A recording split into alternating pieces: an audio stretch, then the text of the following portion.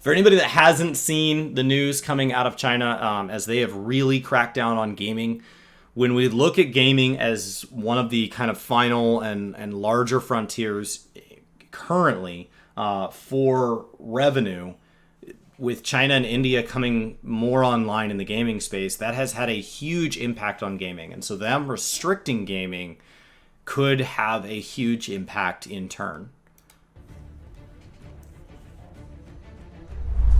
Hey everyone, and welcome back to another video. Hopefully this is not a grim glimpse at the future for what perhaps we might have to experience, or perhaps even our kids might have to experience. Though, I think there are certainly some in many big Western governments who would seriously consider measures like this. As an example, China was actually brought up, as an example, in some of the UK government hearings that had been going on. So we should pay attention to this. Right. And also, this is probably the sort of thing that explains, as we've covered a little bit in the channel, the likes of Tencent and NetEase trying to get a little bit more into the global market and not just the domestic market for them. All right, tweets from Daniel Ahmad. China's game regulator continues to implement targeted regulations aimed at curbing game addiction among minors. Get this. The new policy states that minors can only play games for 1 hour on Fridays, Saturdays, and Sundays between 8 p.m. to 9 p.m. That's it.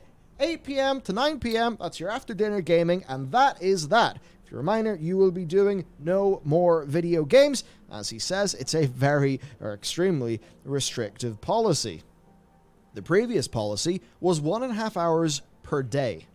So per day, we're down half an hour. My understanding is that it was like an hour on weekdays in some places and like 3 hours on weekends and holidays or something like that. So for China, and this being in kind of the South Korea, so I think that the China one was very similar, where it probably averaged out. The way this would be enforced is you would basically go to gaming companies and only make gamings available at this time. When it was uncertain hours per day, you had logins, and your logins were based on your actual name. So like Daniel Ahmed would be the person. And then you could get around that by using like a family member's name who doesn't like gaming, and you could extend kind of your game time there. By moving it to specific times, you can basically start to IP block, or you can have gaming regulations and stuff where they pay penalties, and so the games would literally not be available outside of those hours. And we are down from 7 days to 3 days. This is a humongous decrease in the amount of time that minors are going to spend gaming. And this is actually, as he points out, coming at a time when South Korea has just overturned its own shutdown law. And minors are going to be restricted at the account level using the existing real name registration and anti-addiction systems that exist. And he says here, as a reference, and I think that we need to look at the second order effects of this. He says, for reference, there are around 110 million minors in China that play video games today. According to Tencent, players under the age of 16 account for approximately 2.6% of its total player spend, which shows the overall impact won't be too significant, but it's still a notable chunk. So I've heard a couple different numbers as far as like what the amount of hours are per week. I've heard it's just 1 hour. I've heard it, there it says 1.5 hours. I don't know that the specific hours is the point. Like the 8 to 9 on Fridays, weekends, and public holidays quoted down below here. The point is that it's such a strict restriction. Like it wouldn't matter if that changed to like 7:30 to 9. The point is that it's unbelievably restrictive. I would maybe add an asterisk that says, for now. And I have a reason for that. I'll bring it up before we go to these Bloomberg quotes. The young people who play video games today are the high-spending adults who play video games of tomorrow. Now, I don't know about you guys, but if I could only play 3 hours of games a week, I mean, maybe I'd be spending time doing some other things. Maybe I wouldn't get into gaming as much, and maybe I wouldn't end up being an adult that contributes money to the games industry. So, while right now, this does not directly target a massive chunk of Tencent's revenue, it is not particularly great, and we can talk about some of those industry effects. Now, from Bloomberg, yes, China will limit the amount of time children can spend playing games to just 3 hours most weeks, a dramatic escalation of restrictions, which dealt a blow to the world's largest mobile gaming market, which is what China is. Now, this came among a bunch of other regulations as well, to my knowledge, where this came in at the same time as they're like restricting standardized testing under a certain age because they found it was just undue stress on the kids and didn't result in a positive thing. This came around, like, there were all sorts of regulations that came in. This was the one that I think jumped out as insane to me. All the others were like, hey, they're finding something doesn't work and they're changing that. So there was a whole wave of kind of child-focused regulations that came out at the same time. At least that's how I heard about this timing-wise. Beijing signaled it would continue a campaign of control, or a campaign to control, the expansion of large tech companies. Another quote, gaming platforms from Tencent and NetEase can only offer online gaming to minors from 8 p.m. to 9 p.m. On Fridays, weekends, and public holidays. So, I mean, hey, when the public holiday comes, at least you can do an hour of gaming. A top-level committee led by President Xi Jinping said that the efforts made to prevent the disorderly expansion of some platform companies had been a success. Now, they were also at the same time rolling out some labor changes. They were trying to get away from this 996 concept where you work from 9 a.m. to 9 p.m. 6 days a week, which for any of you doing the math is an insane work week. So they were trying to start restricting overtime. They were trying to, basically they were saying, hey, this incredible growth out of these companies has come at a cost. And then of course the companies coming out are like Tencent are coming out and their response is, well, we wouldn't have been so successful if we could not have abused the population we were in charge of. And so like, I will say that the Tencent response that I saw was we wouldn't have had this growth if we couldn't have had people work this much and we couldn't have had this kind of audience. And like they said it like that was a good thing, like that was supposed to convince me. But actually the Tencent response, if I remember, I think it was Tencent's, actually made me more okay with the regulations because they were effectively like, yeah, things are going so great. Like, well, we wouldn't have record profits. And it's like, okay, well then you're clearly missing the point because this is meant to be a moral stand, right? That we are stopping this anti-addiction stuff. So I disagree with the method, but the concept of saying we don't want kids to not be given, a diverse and widespread set of skills and things gained throughout their childhood to prepare them for adulthood, I don't think is a bad goal on its own. I think they're just getting there in a really, really barbaric way. I do find that to be interesting because obviously this is in a Chinese context. Even in other markets, like, say, America, there are a lot of people who are worried about big tech platforms, right? And it just makes you wonder all of the various different systems of government in the world and how they respond to various different things. Of course, I think you can expect more draconian measures from the CCP. I mean, come on, it's not surprising, right? That this is where it's really going hard. Now, some other key points in the new rules include that all online games should be linked to a state anti-addiction system, and companies can't provide service to users without real name registrations. Now that basically does mean, like, look, everyone's already in a big government database, but this just means more government database, more telemetry, more information, and of course we all know about the social credit score system and how that is, will be rolling out and expanding, and that things like, say, tweets, not that they use Twitter, but the equivalent of Twitter, that are not in the favor of the party line can get your social credit score docked. And I think similarly here, when you have all of this incredible telemetry for people, and if the state is worried about gaming addiction, well, they can just rebalance their own game, which is the social credit score system, to de-incentivize the behavior that they do not want. And I have to imagine the likes of Tencent and NetEase are kind of quaking in their boots over this. Even though obviously the domestic market and being close to the party does make them a lot of money in the here and now. Regulators will ratchet up checks over how gaming firms carry out restrictions and things like playtime and in-game purchases, and they'll be working with parents, schools, and other members of society to combat youth gaming addiction. Now, As for the effect in the industry, NetEase slid by as much as 9.3% in pre-market trading, while Prosus NV, which is Tencent's biggest shareholder, fell in Europe.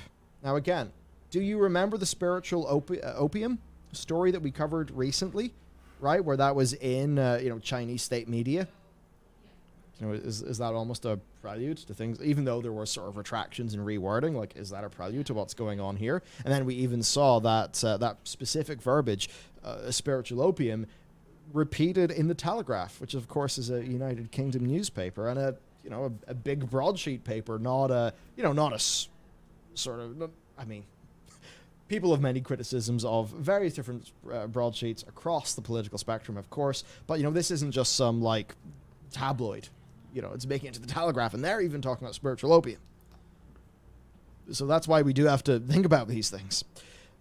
So there you go. China's really turning up the heat.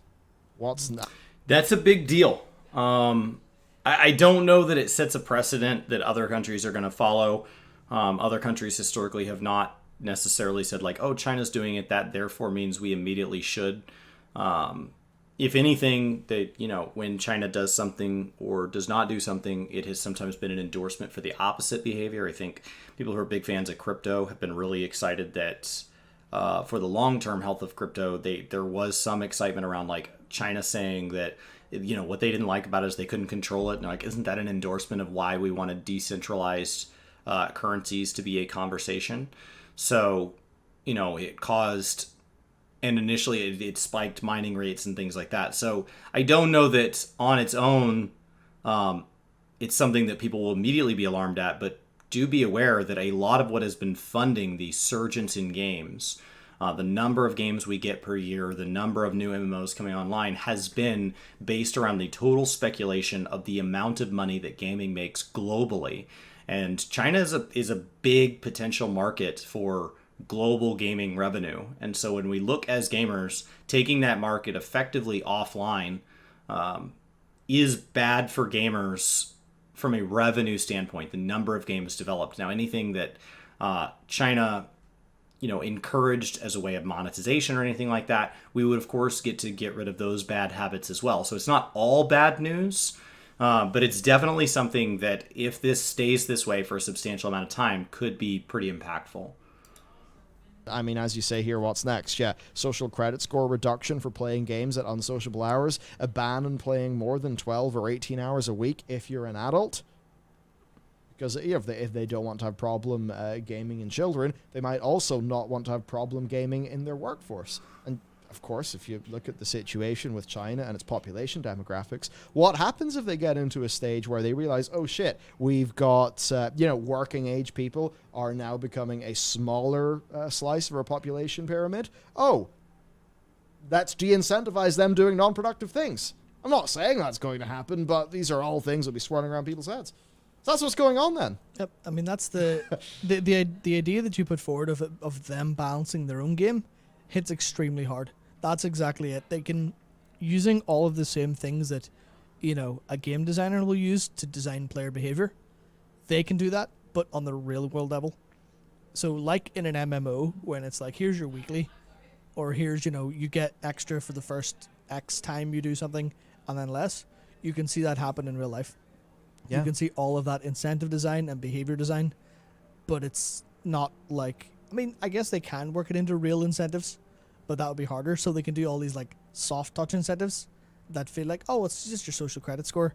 That's important, but it doesn't feel as much as you get paid less for gaming, but you've kind of got the same feelings going on. Yeah, well, it can go in other ways. Like social credit score can impact people's interest rates. Yeah. And something people won't as much know unless, you do a lot of looking into how things are in China. Well, there's a lot of men, right, with one-child policy. Yep. There's a lot of men floating about. A lot of those men, what are they going to do? Well, they want to buy a house because that's an important part of, finding a partner, getting married. And all those family dynamics are very important. Well, they're probably going to have to, if they're going to be purchasing a property, do that on credit, partially on credit. Now, the social credit score can change their interest rate, and then you have disincentivize behavior, such as gaming at unsociable hours, well, then you can really see large-scale game design being applied at a societal level. And I wouldn't be surprised if, that goes on there, and maybe they're the thin end of the wedge, but I would not at all be surprised if similar things end up happening in, in other markets. Perhaps in America and the UK it won't be from the government, but maybe it will be that some of these platforms get so big and so powerful that you kind of do want to do your dailies and your weeklies on a social network because of whatever reason that makes that worthwhile. These are all things to think about, and I think as people in the games industry and people who play games, who think about game systems, we are in a uniquely good position to think about these things and to really see what's going on for what it is. There's a lot of, because we've both bounced about the startup scene, seen 500,000 gamification companies and things like that. And, anytime, I think, as gamers, we see some of those gamification companies, we have a bit of a laugh at, sometimes how surface level and how it just feels like it's hypey buzzwords.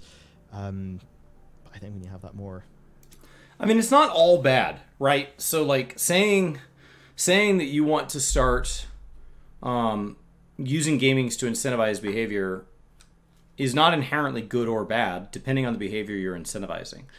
And that is regardless of if it is a gaming company making that call or a government entity or, I have a family member that has written basically software that has allowed people in a company to play fantasy sports, like fantasy, football here in the U.S. is pretty big. And it's a company that runs fantasy leagues in there, and you get the currency to invest in your kind of fantasy leagues and everything by taking kind of safety quizzes and stuff. But they're safety quizzes that have to be taken at regular intervals anyway. And so if you don't choose to participate in that game, then you have to go and basically do all these same things to meet your regulatory needs. And so this basically says, hey, we've documented that they've been filling out the following quizzes at certain rates and all that. And so it's allowed them to okay, we have people who want to do this in their free time and we have people who need to be doing these quizzes. Can we make that more of a delivery process where it encourages a behavior that needs to happen anyway for safety? And that's not a bad thing on its own. So like gamification on its own doesn't mean good or bad. I think the problem here is that you're not basing that on the data that shows that like gaming doesn't lead to violence. Gaming doesn't lead to kind of this rampant scale in unproductivity to these degrees. We have a number, like there's been so little studies that have gone in and documented long-term the effects of gaming, but people find time to do something regardless. And so the question is, what are they playing? How are they playing it? How often are they playing it, and what's that coming at a cost of? And if you remove it, what are they doing instead? Are they watching sports? Are they consuming substances? Are they just sitting around? Are they reading? And if they're reading, does the CCP care what they're reading? Because there's plenty of text out there that would get people thinking things that are way more anti-government than wanting to gather up some things in Animal Crossing. Deep understanding of, game systems and all of that. Yeah. You can totally see how this shit could legit happen. Yeah, I mean, I'm just waiting for the day you see someone who's like a renowned online game designer move into like a high position of government, and you're like, hang on, what are you applying your skills for up there? Oh, Well, Yanis Varoufakis, maybe I've mocked up his name. Oh, yeah. He was the Greek finance minister for a period of time. I believe he's now bouncing around some EU-related project. I forget exactly. But Valve. Yeah. He's responsible for, or at least had a large part in, lots of the in-game economy work that Valve did. Not super recently, but I think he was there at the ground floor for that. That's an example of somebody coming, economics interested guy, going from, I suppose, government and policy into game dev. Could it happen the other way? I mean, yeah, as you say, what happens when a government is seriously looking at societal level gamification? I mean, what happens when they maybe think, oh shit, well the sugar tax hasn't really done as much as we wanted? well, how about we try to get some of these incredible game designers in to try to work out other ways that we can incentivize people not to ingest as much sugar, because we can correlate insulin resistance over time with metabolic syndrome and then the amount of money that costs our healthcare system. Therefore, we have a very, very clear societal case in terms of amount of money spent on healthcare and in terms of stress on the healthcare system to start to implement these gamification things. You can absolutely see that stuff happening. At least I think I can see that stuff sort of happening. And yeah, games are going to have, the learnings from games are going to have more and more of a role as time goes on. And they act as a great pacifier. Things like Netflix do the same thing. Something that makes a population more satisfied, bread and circus. So like if you can keep people well fed with a roof over their heads and entertained, that is a population that is less likely to rise up because they're satisfied. So it feels weird that you would just get rid of gaming when it does such a good job, rather than restrict heavily what type of games can be sold in China as a result. Instead, just like, it feels weird that they would go in and they would try to gamify this with these social systems that feel like a Black Mirror episode come to life. When you could come at it from the other way. Like, it just feels like an odd way to do things, because you would, like, there's value in gaming. And so cutting it to these, like, all you're doing is frustrating people, and then you're giving them a bunch of free time to talk about that frustration. Fucking terrifying. Sorry, yeah. Uh-oh. That's genuinely a little bit scary coming from the perspective of, like, I mean, I'm sure a lot of people watching will know how many games can get into your brain. And a lot of that is because, actually playing a game is fun. But how many times have you done something absolutely mind-numbing for a platinum trophy, and then the government learn that, apply that somehow by maybe getting the people who designed those trophies in the first place over? Yeah, I mean, look, if some worker in the government gets all of my telemetry and just thinks, oh, is that motherfucker playing Shogun 2 Total War till 4 a.m. doing another campaign? He's done this game multiple times before. This is just going to make him late for work. It's going to make him be underslept, meaning he's going to, be eating more calories and bad calories at that. This is not behavior that we want to encourage. Why on earth would somebody ever do that? If we find somebody drinking too much alcohol, we try to prevent them to do that. If we find somebody, drinking or, using too much of a controlled substance, we'll try to do something there. There are certainly people in the government who would probably see gaming, and I think, in the United Kingdom, in the United States, I think we can see examples in both of our governments. I mean, we regularly hear equate gaming with bad things in society, even though the correlation, where there has been correlation, has shown the opposite is true. While we ignore things that are financially incentivized to be ignored. So, like, we have huge swelling problems here in the United States that we simply ignore, and it's very, very easy to blame gaming, especially when it's being blamed by non-gamers. Like, when you have, people who grew up in a generation that maybe didn't even have internet because it wasn't a thing yet, much less gaming consoles, it's very easy for them to look at this behavior as a problem, just like the generation before them maybe viewed rock and roll as a problem. And so this kind of degrading of society being like, oh, if we just got rid of games, everything would be better. There are a number of problems with it, not the least of which is that that's not really how change works at a fundamental level. You can't simply say, like, hey, things changed, I want to make things how they were. That's not really how change works. You can't go back. You cannot close the box. Once it has been opened, all you can do is adjust.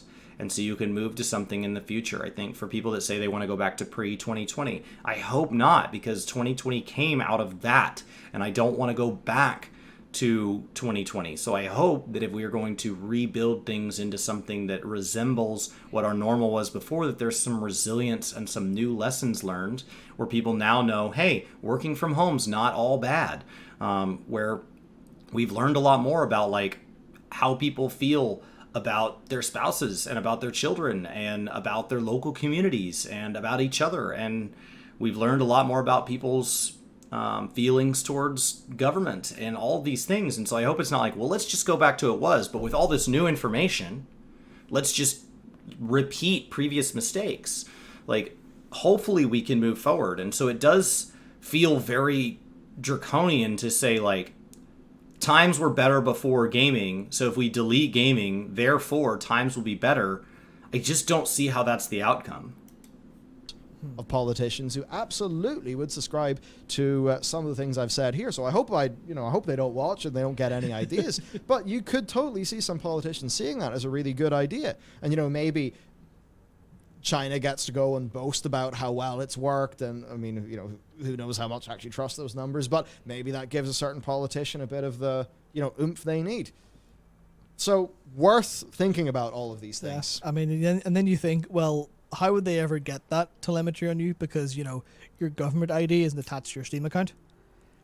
And then you look at what China have just done, because those key points in the new rules, all online games linked to the anti-addiction system, companies need real name registration to provide services to users.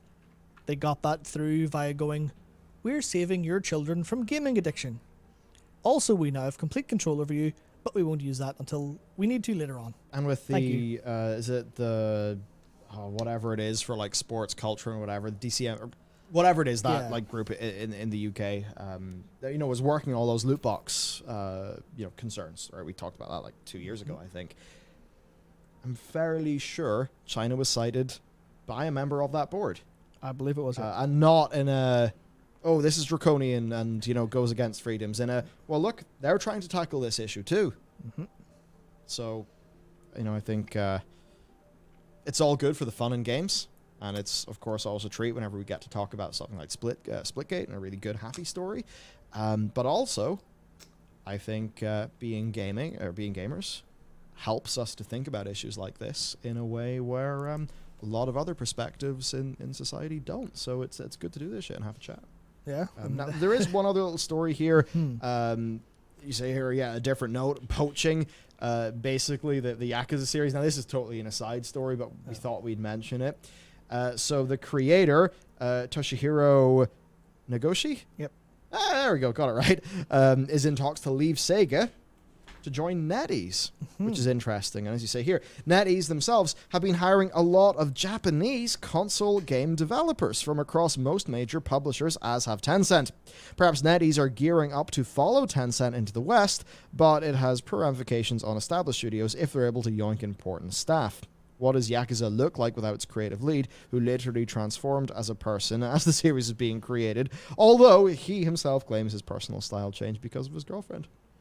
That last bit was entirely fun and definitely vital to the story. I mean, that's the thing, right? Well, a little bit of flavor on that. Quite a transformation. Because, I did want to cover this in the context of the overall story, because it ties into Tencent and NetEase making their moves out of China. Because obviously we covered the We've seen this before. There was a push not all that long ago to possibly nationalize more forms of kind of the way real estate works in China, which it works a little bit differently to kind of TLDR it, comparing it directly to the United States system of real estate, which both are going to be just wildly top view summaries. In the United States, basically, home ownership or land ownership is owned by individuals. The largest of those individuals is the government. They own the most of the land, but there are of any one person. But companies and people can own land, and then the government has processes through which it can take that land back should it be needed for something like a highway, and these days can even be used for private development through kind of the eminent domain form of foreclosure, where they can go in and say this land will serve a greater good, and then we can pay you out at what we deem the fair market rate is, and then that land is just taken from you. And that can frustrate people. But anytime the government's not taking land, we feel like we own our own land, and we feel like it's ours. Should that land ever go unowned, the government does not want there to be land out there that is not theirs, that is not also generating tax revenue and being maintained by a person that can be held responsible for that land. And so if land ever were to be owned by an individual who did not have any heirs and died, and that land was not taken by anybody, there is a process through what happens is called it escheats, and it returns to government ownership for the purpose of auctioning it off or selling it, so that it can go back into private ownership, because they want the tax revenue from that. Because huge amounts of the United States have kind of at least local economies for things like local schools and stuff tied to property tax rates. So they want property to be generating taxes. In China, you do more of leases, so it's always very clear that the government technically owns, but there is these leases, and they can run in, like 50 or 100 year. And so what happens is, rather than coming in and needing to take it, they can just let your lease expire and not renew. And that allows them to do like very large scale leases, where you can do like a 1 square mile lease over the center of a downtown area. And so you can see whole sets of skyscrapers all get dropped and rebuilt all at once in a row, because they're all part of one large development. And that development will have what the United States would refer to as covenants and restrictions, where if you take ownership, you're responsible for the following services. And so you might be expected to provide schools in that area or something like that. And so it allows for a very different form of land ownership. But people do have equity stakes in this. They do own the rights to these leases, and they're worth a lot of money. And when they've talked about moving to a more nationalized system, away from the fact that there is technically people who effectively, in every bit as effective as you would in the United States, own land, those families can be very, very wealthy in China. And when they've talked about kind of nationalizing that, you saw a big push not all that long ago in the United States of Chinese money coming in and purchasing land throughout the United States as a way of moving their wealth in land ownership out of the country. You have to wonder if things like NetEase would do a similar thing here. They're not just going to see like, well, sorry, end of an era, let's just see all of our wealth deplete. If it no longer is in their best interest to be buddy-buddy with the CCP, then maybe some of their more foreign holdings start to take on aspects of their business so that they can kind of export that to a place where they're allowed to do what they do for a living. Right? It's, in the case of gaming, if you're now only allowed to produce games for people that can be consumed a couple hours a week, and that has to compete against every other game for those couple hours a week, it makes sense that you would kind of consider moving off to parts of the world where you're competing for a much larger amount of playtime, because even if there's less players, they're allowed to play a lot more than 3 hours a week.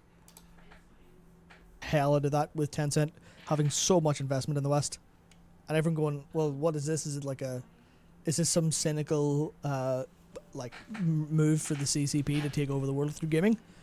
But I think it looks substantially more like, if you assume the rules of the market are vaguely functioning, this is Tencent going, like, the government will just completely pull the rug out from underneath our existing business.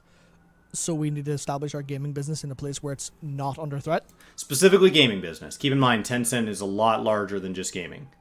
When you talk about the size of these companies, it's a lot more than just gaming. So we're specifically talking about gaming here. Yeah. And that's the thing where, we can't really judge them until we see what games they've released. We can kind of, we can have fears about what they'll do. But then you look at stuff like Black Myth Wukong and think, maybe they'll play nice when they come over here. Hopefully, and make games that the Western audience want, because they can't make games that the Chinese audience want, because they're not allowed to play games anymore. Yeah, and like from their perspective, when you were like 18, 19, 20, have it on a decent bit of authority that some microtransactions were partook in the direction of League of Legends. Just a few. This is obviously a good thing for Riot Games. Now, the 20-year-old of 5 years' time is 15. Yeah. And that 20-year-old can only play, or 15-year-old right now, can only play games for 3 hours. So are they going to grow up to be the whale the Tencent and NetEase want them to be? Less likely if they could only do 3 hours of games a week. And I think that is why, along with the other things we cover in this channel, we're seeing these shifts in the market. And yeah, as you said, like, if it meant that just kept way more things like Black Myth Wukong, because they're trying to play to the more global audience, then yeah, hey, great. That game looks brilliant. We haven't talked about the channel, but man, it looks great. And I think it would be great if a game like that comes out and gets to be a bit of a torchbearer for, hey, Japanese game or Chinese game market is coming on, And look at this. They're making these incredible, big AAA feeling, great experiences where, where all the people playing, Dark Souls and all those great games coming out of Japan. Well, now there's a whole other big country and there's some great games coming out of it too. Like, that would be brilliant. It's just, can we not have the bad things? Yeah, I mean, it's especially when they're doing things like hiring existing devs. They aren't just going, we know what we're doing, we'll take a stab. They're going, okay, we'll get leaders and experts from there. We'll pay them our obscene obscene Chinese technological market money, and see what happens. Especially when they set up studios in Japan and the West instead of bringing these people to China. So it's interesting. It's like there's a lot of people. I saw a lot of negative sentiment over Nagoshi leaving Sega because the Yakuza series is, to say beloved's probably putting it lightly among its audience. Yeah. They love the shit out of it, and seeing him be poached by China just kind of feels, oh shit. Well, this doesn't bode well, which I can I completely see, and to the extent of the Yakuza series, I agree with. But I feel like it's a decent show of faith from the Chinese companies that they are, escaping the government at full speed. Yeah, they're probably not going to grab this guy and then get him to make, like, I don't know, like some mobile game that's tailored to the domestic market. Yeah, it's not going to be okay. And here from Toshihiro Nagoshi, the creator of Yakuza, we've got Legend of the Monkey King 47. Like, it's not going to be that, I would imagine. Yeah, that also is a mobile gacha game. Yeah. That is an ARPG. Like, that's probably not what's going to happen. No. So there we have it. Little bit of chat of the moving and the shaking in the market and what that actually means. Because it turns out that some video game restrictions that are being applied to Chinese children can actually impact the market as we experience it. Wild stuff. Absolutely crazy.